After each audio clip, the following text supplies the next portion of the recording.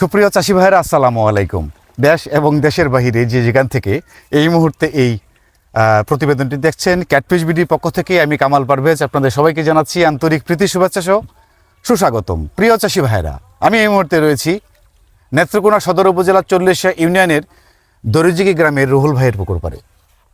রুহুল আমিন ভাই সেই শুরু থেকে অদ্যাবধি পর্যন্ত এক নাগারেই পরপর প্রতিটা বেছে উনি দারুণভাবে সফল। আর এই রুহুল আমিন ভাই প্রথম ভিডিও দিয়ে আমার ইউটিউবে ফেসবুকে যাত্রা শুরু হয়। ওনার বাড়ির আঙিনায় একটি পুকুর রয়েছে 4.5 শতক। ওই 4.5 শতকে উনি 82 মণ শিং মাছ উৎপাদন করার পর আমি এটা একটা ভিডিও অনলাইনে দিয়েছিলাম।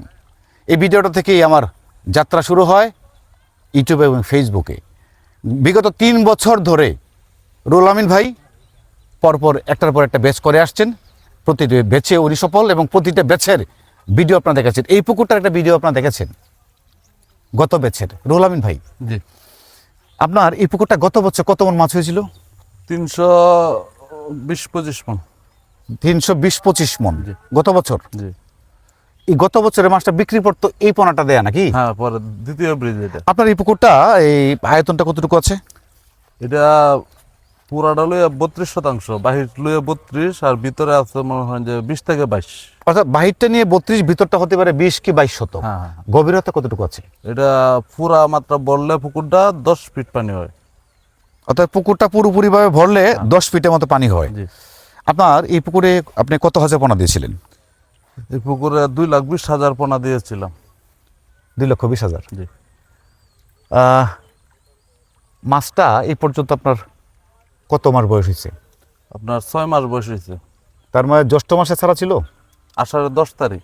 আষাঢ়ের 10 তারিখে। খাবারটা কি ছিল আপনার মাছের? খাবারটা প্রথম RRP খাওয়াইছি, লাস্টে কোয়ালিটি খাওয়াইছি। আরআরপি কত টন ছিল? RRP 3 ton. 3 টন। জি। আর কোয়ালিটি বাকিটা? বাকিটা কোয়ালিটি। আপনার এইখানে আপনি বলছেন যে কত টন খাবার গেছে বললেন?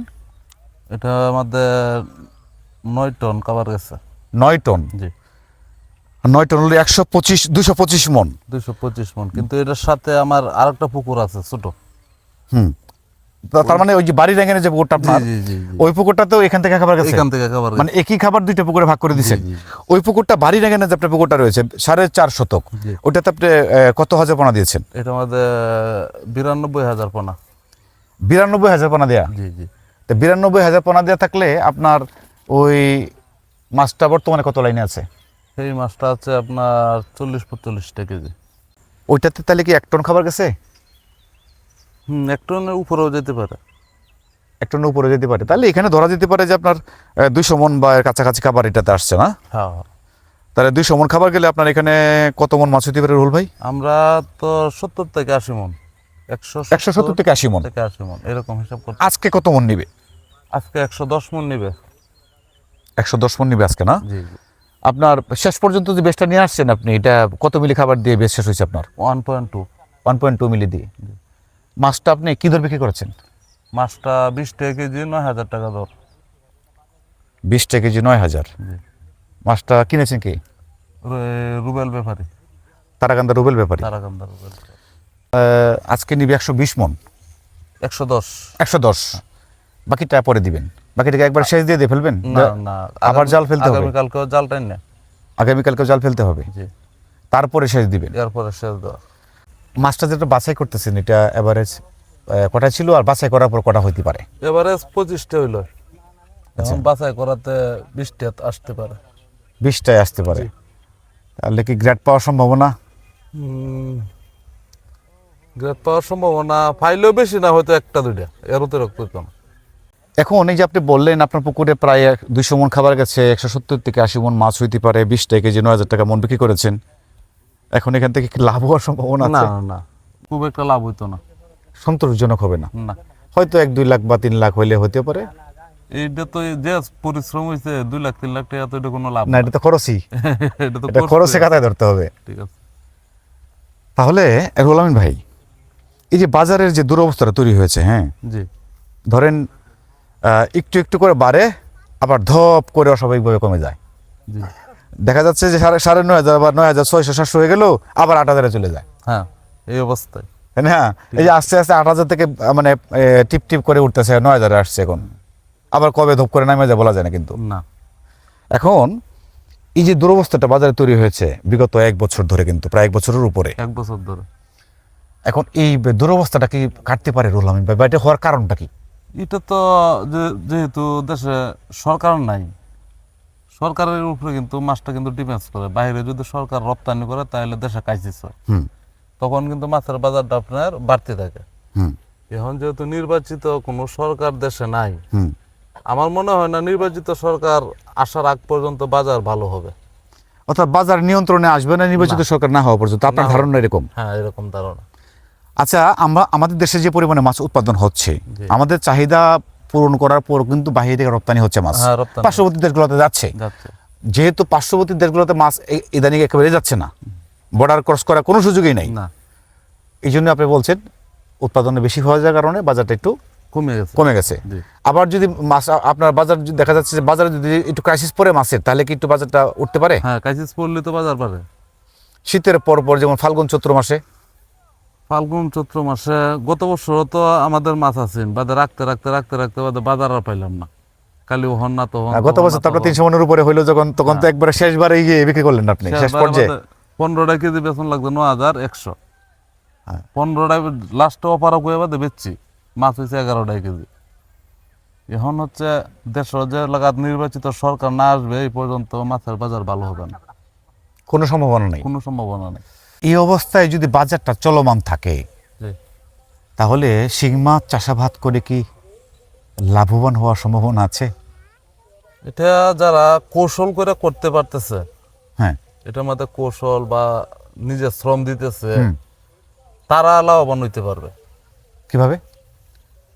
আপনার দেখেন 10 কেজি মাছ যেটা, এটার বাজার আছে 11,400। হুম। এটার লগে 20 কেজি মাছের কোনো মিল নেই। না, কোনো মিল নেই। 20 কেজি মাছ হচ্ছে 9,000 আর 10 কেজি মাছ হচ্ছে 11,400। 11,400, তার মানে 400 টাকা বেশি, মানে প্রতি মনে 400 বেশি। হ্যাঁ, প্রতি মনে অনেক টাকা বেশি। আচ্ছা। ব্যবধান থাকার কারণে চাষিরা লাভবান হইতে পারবে না। আর বিষয়টা হচ্ছে যেমন এই যে তফাৎ জলবায়ু বিক্রি করলো হুম। 11,400 টাকা 10 কেজি। হ্যাঁ। 11,400 টাকা ব্যাপারে নিতেছে। হুম। তো তফাৎ জলবায়ুর অর্ধেক অর্ধেক লাভ হইব। অর্ধেক লাভ হইতে পারে। জি, এই যে আমি 20 কেজি বেচতেছি, আসল টাকা হইব। আপনার লাভ অর্ধেক হওয়ার সম্ভাবনা না, নাই। লাভ হওয়ার সম্ভাবনা নাই। তা আমি বেচে চলতেছি, কারণটা হচ্ছে এই পুকুরটা টানা 2টা ব্রিজ করে লাইছি। হুম। এখন হলো শুকনার সিজন, পানি টানি ছাড়ার সময় হুম। পুকুরটা একটু শুকায় আগাম ব্রিজ করবো। অর্থাৎ আপনি চাচ্ছেন হলো 2 মাস এভাবে রাখবেন শুকায়া, হ্যাঁ, 2 রাখার পরে শুরু একদম ফার্স্ট সিজনে শুরু করবেন, হ্যাঁ, এটা পাটটা রিপেয়ারিং করবাম করে একদম ফার্স্ট সিজন শুরু করবেন। দুইটা বেজিত করে ফেলছেন, তলার একটু কাদা জমছে, এটা শুকানোর প্রয়োজন আছে, পুকুরটা একটু রেস্ট দিবেন আপনি, রেস্ট এই জন্য বিক্রি করে ফেলছেন। এই জন্য। আর খাবার কি ছিল, খাবার আছে না খাবার ছেড়ে দিয়েছিল? না, খাবার খাইতো। টুকটাক খাইতো। হ্যাঁ, খাইতো। আপনার 3 বস্তা 60 কেজি খাবার খাইতো 2বারে। আপনার পুকুরে পুরুষের সংখ্যা কিরকম? পুরুষ মাছটা একটু বেশি। তাহলে কি পুরুষটাকে আপনার কাটাই করে চাষের হ্যাঁ, কাটাই করে চাষে গেলে তো এটা উত্তম। উত্তম না? হ্যাঁ, এটা হলো সবচেয়ে উত্তম হলো কাটাই করে চাষ। এখন বাজারে যে দুরবস্থা তৈরি হয়েছে, এই অবস্থায় মাছ কাটাই করে চাষে নাকি লাভবান হওয়া লাভবান হওয়া যেত না, সম্ভবই না। আর আপনি বলছেন যে এভারেজ কমপক্ষে 10 থেকে 12 কেজি এনে মাছটা বিক্রি করতে হবে, জি জি, তা না হলে এখান থেকে লাভ করা সম্ভব না। না, লাভ করা সম্ভব না।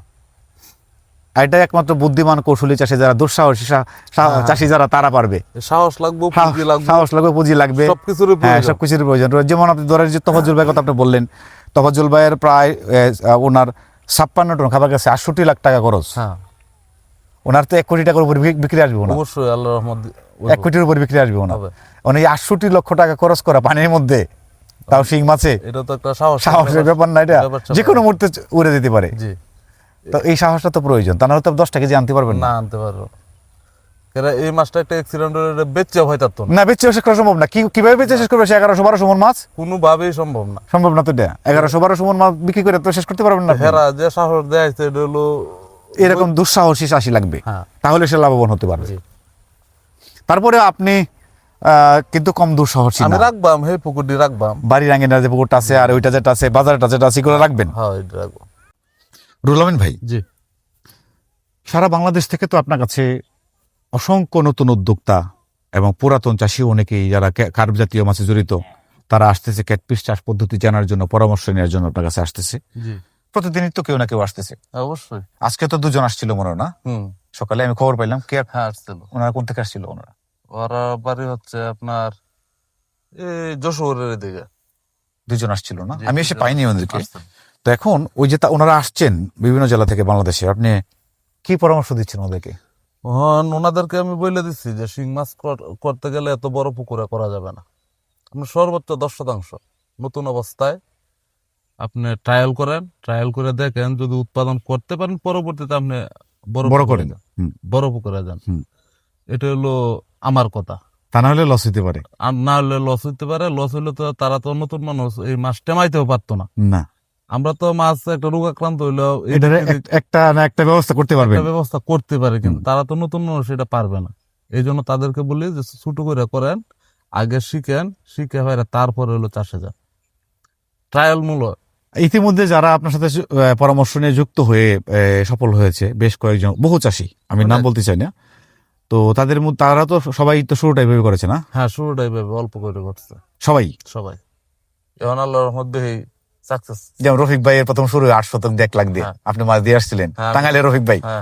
আজকে এখন রফিক ভাই 40-45 শতকে 300 মন কাছাকাছি মাছ উৎপাদন করে ফেলছে। করছে, আবার ব্রিজ পালছে, আবার বেশ শুরু করে দিছে উনি। সুপ্রিয় চাষী ভাইয়েরা, কেন আমরা রফিক ভাইয়ের উদাহরণটা টানলাম? টাঙ্গাইলের রফিক ভাই, রফিক ভাই প্রথম রুহুল আমিন ভাইয়ের কাছে আসে, ওনার বাড়ির আঙিনায় যে পুকুরটা বিক্রি হয়েছিল এই পুকুরে উনি প্রথম মাঠ পর্যায়ে দেখতে আসেন। জি জি। তো দেখার পরে রফিক ভাই কে রুহুল আমিনের পরামর্শ পরামর্শ দিলেন যে আপনি এটা ছোট পুকুরে প্রথম পরীক্ষামূলক শুরু করুন। তো রফিক ভাই প্রথম 8 শতকে উনি 1 লক্ষ পোনা রুহুল আমিন ভাই নিজে গিয়ে দিয়ে আসছিলেন। জি জি জি, আমি নিজেকে দিয়েছিলাম 8 শতকে 1 লক্ষ পোনা, এটাতে উনি প্রথম একটা ট্রায়াল ব্যাচ শুরু করেন। তারপর এই 8 শতকে 1 লক্ষ পোনা উনি সফল হওয়ার পর রোগমুক্তভাবে উনি মাছটা উত্তোলন করে, যদিও উনি লাভ খুব বেশি পান নাই, কিন্তু রোগমুক্তভাবে উনি মাছটা উত্তোলন করেছিলেন। তো এটা উত্তোলন হওয়ার পর উনি আরেকটা 45 শতকে পুকুর নিজে নতুন করে খনন করে এটাতে চাষে যান। এই মাছটা উনি বিক্রি করেছেন, প্রায় 300 মন মাছ হয়েছিল, তাই না? এই মাছটা বিক্রি করেছেন উনি, এখন আবার নতুন করে চাষে গিয়েছেন উনি। অর্থাৎ বিষয়টা হলো কি, আপনাকে রুহুল আমিন ভাই যে বললেন যে আপনি যদি চাষ পদ্ধতিটা শিখতে চান, জানতে চান, তাহলে আপনাকে ছোট্ট করে ডেমো করতে হবে একটা 8, 10, 5, 7 শতকে আপনি কম ডেন্সিটিতে একটা ডেমো করবেন, পরীক্ষামূলক একটা চাষ করবেন। এই পরীক্ষামূলক চাষটা করার পর আপনি আস্তে আস্তে চাষটাকে বড় করেন। তা না হলে চাষ বড় করলে শুরুতে যদি বড় করে ফেলেন আপনি সামাল দিতে পারবেন না। তো আপনার রুহুল আমিন ভাইকে কিন্তু কথাটাই বলছে যে আপনারা যারা নতুন করে চাষে যুক্ত হবেন আপনারা অবশ্যই পরীক্ষামূলকভাবে একটা ব্যাচ করে তারপরে ধাপে ধাপে আগাবেন। এখন তাছাড়া বাজারের যে কন্ডিশনটা শুরু হয়েছে, এই অবস্থায় আপনাকে আরো বুদ্ধিমত্তার সাথে আপনাকে চাষে আগাইতে হবে, তা না হলে আপনি কিন্তু নিশ্চিত লসের মুখে পড়বেন। রুহুল আমিন ভাই, রাস্তু ভাইয়ের সম্পর্কে একটু জানতে চাই। রাস্তু ভাই কি অবস্থা? আল্লাহর রহমত ভালোই। ওনার পুকুরটাতে কি পরিমাণ মাছ রয়েছে এবছর? ওয়ার্ডটার মধ্যে তো রেণু দেওয়া হয়েছে, রেণু দেওয়ার পরে আমি 90,000 পোনা আনছিলাম, আর পুরা পোনাটাই কালচার হয়ে গেছে। কত লক্ষ আছে? 3.5 লক্ষ হইব। জায়গাটা তো মনে 20 শতক হবে না? এই 20-25 শতক হইব। কয় টন গেছে ওনার? হেডটা আমাদের 9 টন গেছে। 9 টন? জি জি। মাছ কি কটায় আসছে মনে হয়? সেটা এখনো 35-40টা আছে। হে খাবারটা তো সামগঞ্জে পিন্টু ভাই টানতে আনতেছি। পিন্টু ভাই খাবার দিচ্ছেন না? পিন্টু ভাই দিতেছে। তো রাস্তু মিয়ার খাবার মানে প্রতিদিন কি অবস্থা খায়? হেডটা আমাদের এখনো প্রতিদিন খাইতেছে আপনার 4 বস্তা।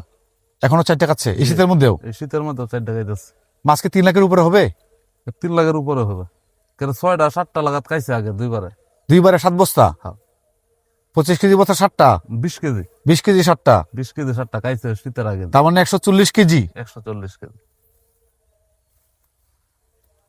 রাস্তু ভাই তো আপনি তো তাকে সহযোগিতা করছেন শারীরিকভাবে।